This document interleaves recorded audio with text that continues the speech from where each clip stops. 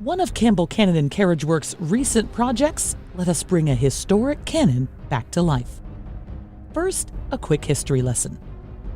In February 1776, North Carolina was divided between patriots and loyalists.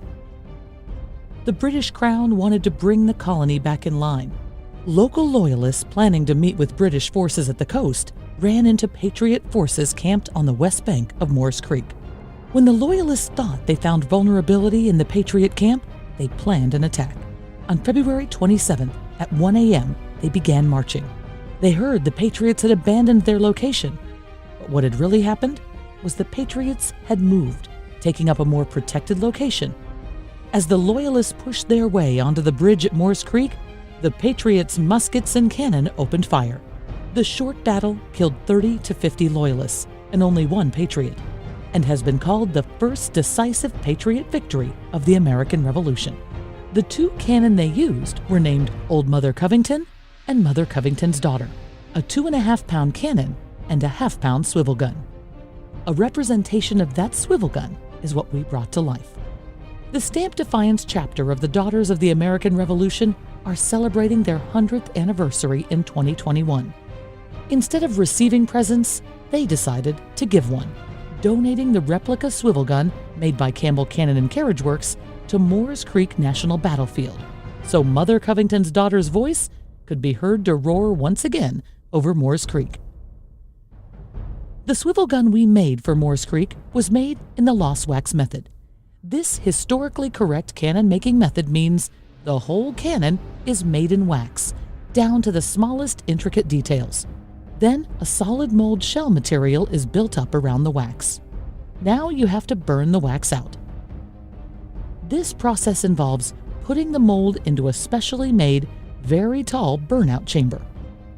As the wax is exposed to the intense heat, it liquefies and pours out, hopefully leaving a perfect mold of the cannon behind. Once we have melted the wax out of the mold, it's time to fill that void with bronze. As was done historically, we pour our bronze guns vertically and solid. We do not cast around pipes, tubes, or cores. Our guns are cast solid, then bored out, the best way to cast a cannon. This is done not only because it's the way they were historically poured, but also for safety. By pouring vertically with the muzzle up and a large riser head on top, a portion that is removed from the final piece before boring, when there are shrinkage and porosity issues in a casting, vulnerabilities in the bronze, they are generally focused in the riser head, not in the cannon itself, thus making it safer. Also, with vertical casting, the head pressure pushes down on the back portion of the cannon barrel, the breech, the important part for making the booms, making it stronger and giving a better casting.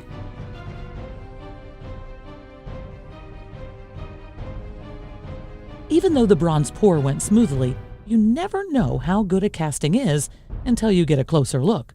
This is when it's time to see if weeks of work paid off. Once the bronze is cooled, we break the mold off the bronze and get a look at the barrel inside. After it's broken out, there's more cleanup work to be done, as well as boring, so the barrel can be ready to head to its new home, a process called chasing the gun, where you clean the gun using files and chisels, as well as other small tools to make it look beautiful. After the cleanup work was done and more pieces were made, including a tiller, off we went to North Carolina to take Mother Covington's daughter to her new home. She was unveiled in a dedication ceremony. It was a beautiful event, and we were honored to be a part of it and to see and hear Mother Covington's new daughter come to life.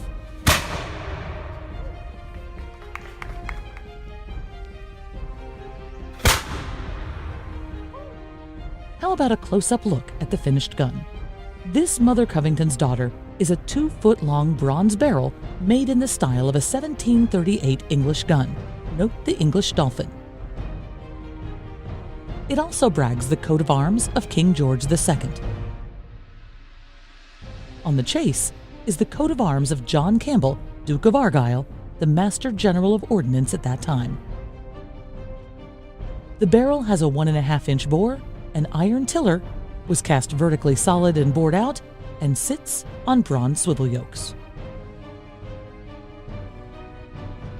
This is a new style of artillery piece for the National Park Service, and we are proud to have equipped them with their first lost wax cast fireable replica bronze gun.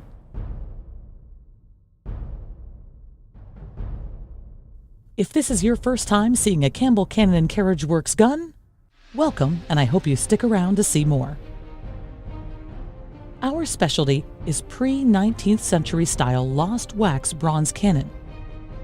We bring the forgotten art of these artistic, intricate, and historic cannon to life. Each piece is custom made to order, so just like the kings of hundreds of years ago, you can have us create a personalized cannon of your dreams. Thanks for watching this video, and I hope you enjoyed it.